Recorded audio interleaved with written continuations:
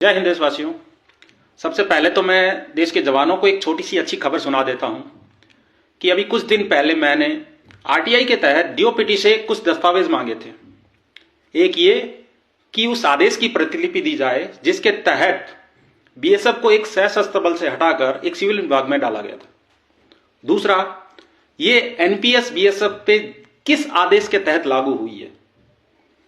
ये दोनों ही आदेश डीओपीटी के पास नहीं है और उन्होंने मेरा आरटीआई आवेदन किसी तीसरे विभाग को ट्रांसफर कर दिया है।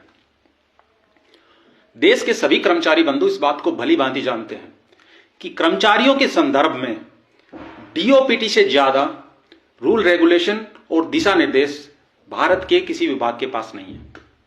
तो आप निश्चिंत हो जाइए, ऐसा कोई आदेश कभी निकला ही नहीं है। अब मैं एक बहुत गंभीर विषय पर बात करने जा रहा हूं। इस देश में राष्ट्रवाद और देशद्रोह की परिभाषा कब बदल दी गई हमें पता ही नहीं चला। क्या इस देश में उस जवान से बड़ा भी कोई राष्ट्रभक्त है जो मौत सामने खड़े होते हुए भी अपना मोर्चा नहीं छोड़ता इस देश की सुरक्षा के लिए? लेकिन वही जवान जब अपने लिए 2 वक्त का अच्छा खाना मांग ले या फिर किसी भ्रष्टाचार की शिकायत कर दे तो उसे देशद्रोही घोषित कर दिया जाता है।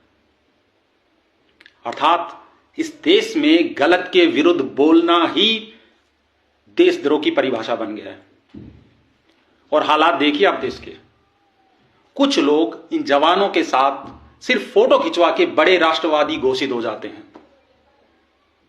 ठीक इसके विपरीत ये तथाकथित राष्ट्रवादी इन जवानों को कानूनी रूप से मिलने जा रही पुरानी पेंशन योजना को रोकने के लिए इन जवानों के विरुद्ध सुप्रीम कोर्ट में खड़े हो जाते हैं।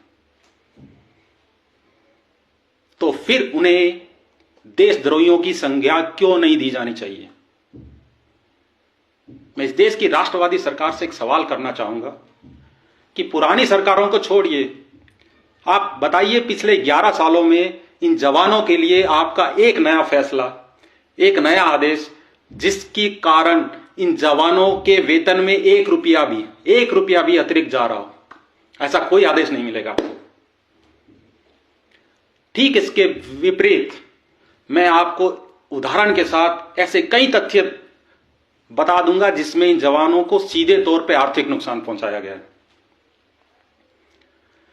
अभी देश में खासकर उत्तर भारत में शीतलहर का जबरदस्त प्रकोप है, जहां आप अपने घर में, अपने कमरे में गर्म कपड़े पहनकर, कंबल रजाई ओढ़कर सो रहे हैं, बैठे हैं, फिर भी कंपकंपी महसूस हो रही होगी।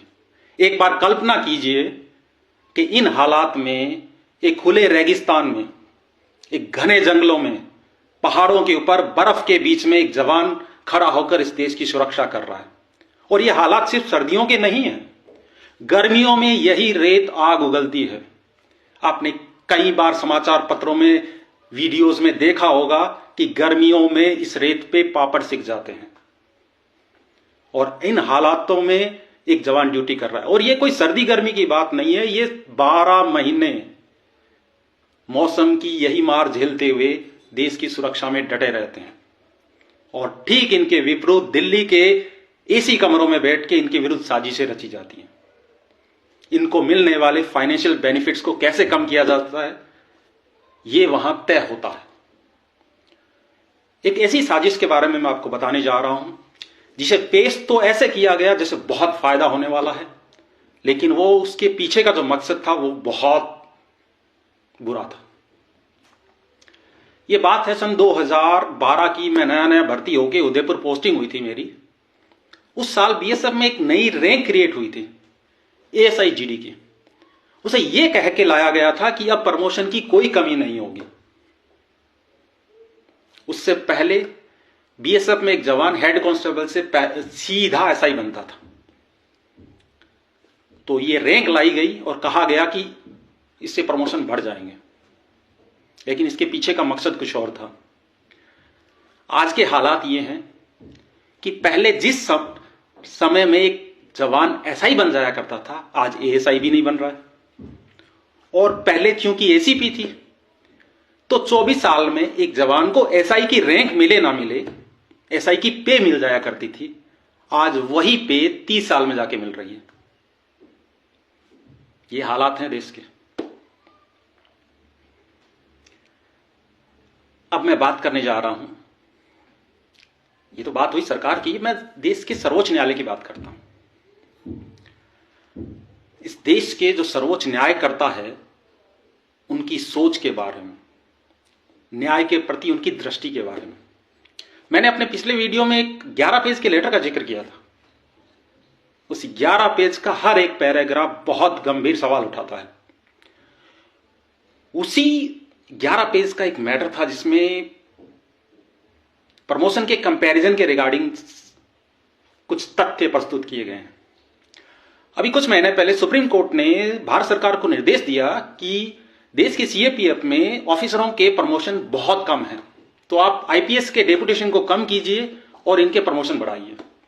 आप लोगों की जानकारी के लिए बता दूं, मैं सीएपीएफ में आईपीएस का अस्तित्व ना के बराबर है, बहुत कम है। लेकिन सुप्रीम कोर्ट ने कहा है तो करेंगे तो सही।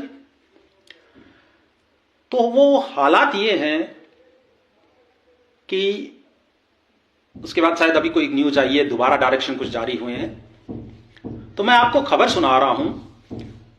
यह घटना है पिछले साल 14 जून 2025 की।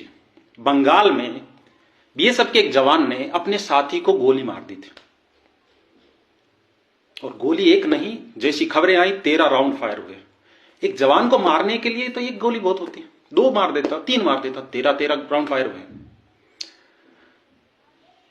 अब आप एक बार सोचिए, क्या उन जवानों के बीच कोई पुश्तैनी झगड़ा था? नहीं। कोई संपत्ति विवाद था? नहीं। तो फिर क्या हुआ? हुआ ये कि देश के जवान जिस तनाव में जी रहे हैं, ये उस तनाव का चरम था। उस दिन मौत तो सिर्फ बीएसएफ के एक जवान की हुई थी, लेकिन बीएसएफ ने 2 जवान खोए। एक की मौत, दूसरा जेल गया। क्या इस तरह की घटनाओं का इस देश को कोई फर्क पड़ता है? बिल्कुल नहीं पड़ता। 2 जवानों की जगह खाली हुई, उसको भरने के लिए 2000 नए खड़े होंगे। बेरोजगारी के हालात तो ये हैं देश में। अब आप लोग सोच रहे होंगे कहां मैं फाइनेंशियल मैटर से लेके इतने गंभीर विषय की तरफ मोड़ लाया इस चीज को। बिल्कुल नहीं। मैं कभी भी बिना संबंध की बात नहीं करता हूं, बेमेल की बात नहीं करूंगा। मैं इसका भी देश के जवानों के फाइनेंशियल मैटर से एक सीधा संबंध है। जिन जवान की मौत हुई थी उस दिन, वो मार्च 1989 को बीएसएफ में एक कांस्टेबल के पद पर भर्ती हुए थे, और जिस दिन उनकी मौत हुई यानी कि 14 जून 2025 को वो एक हेड कांस्टेबल थे। अर्थात अपने 36 साल की सर्विस में उन्हें मात्र एक प्रमोशन मिला था। ठीक इसके साथ उन जवान से 2 महीने बाद बीएसएफ में एक असिस्टेंट कमांडेंट भर्ती होते हैं, संजय कुमार साहब। आज वो बीएसएफ में आईजी हैं, यानी कि एसी से लेके आईजी तक 5 प्रमोशन ले चुके हैं। एक जवान के एक प्रमोशन के मुकाबले वो 5 प्रमोशन ले चुके हैं। बावजूद इसके देश के सर्वोच्च न्यायालयों के ऑफिसर के प्रमोशन कम लग रहे हैं। अर्थात इस देश में जवानों की कोई वैल्यू नहीं है। अब कहते हैं ना, बहुत से लोग जो कहते हैं कि कुछ नहीं होता, आप करते रहिए, बोलते रहिए, लिखते रहिए, कुछ नहीं होगा। होता है, बहुत कुछ होता है। हम लोग मौखिक बहस करते हैं, हम कभी कागज पे चीजों को उतारते ही नहीं है। हुआ ये कि वो 25 अगस्त का जो लेटर था, उसकी एक कॉपी डीजी बीएसएफ को भी थी, और वो लेटर 26 अगस्त को डीजी बीएसएफ को मिल गया। और उसका इफेक्ट ये हुआ कि उस लेटर के मिलने के 3 दिन के अंदर बीएसएफ में प्रमोशन की भरमार निकाल दी गई। ऐसा नहीं कि उन्हें मेरे पत्र से कोई फर्क पड़ रहा था, बिल्कुल नहीं। फर्क इसलिए पड़ा कि वो लेटर एड्रेस सुप्रीम कोर्ट का था, इनको तो सिर्फ कॉपी थी। तो कल को अगर सुप्रीम कोर्ट ने सवाल कर लिया तो वहां उनको बताने के लिए कुछ तो करें, लेकिन ये लोग भूल जाते हैं कि स्थिति तो उस दिन की पूछी जाएगी जिस दिन लेटर मिला था। उसके बाद आपने क्या किया वो इतना मायने नहीं रखता। लेकिन खैर छोड़ो, कुछ अच्छा हुआ वही बढ़िया है। अब हालात देखिए आप, देश का जवान बहुत विपरीत परिस्थितियों में ड्यूटी दे रहा है, लेकिन फाइनेंशियल बेनिफिट देने से पहले इनको पता नहीं क्या हो जाता है, ये लगातार इन जवानों को मिलने वाले फाइनेंशियल बेनिफिट को कम करते जा रहे हैं। मैं देश के सभी केंद्रीय कर्मचारियों को एक बात कहना चाहूंगा कि जो 7th पे कमीशन था वो 2016 में लागू होना था, 1 जनवरी 2016 से लागू हुआ और उसे 2016 में ही लागू कर दिया गया।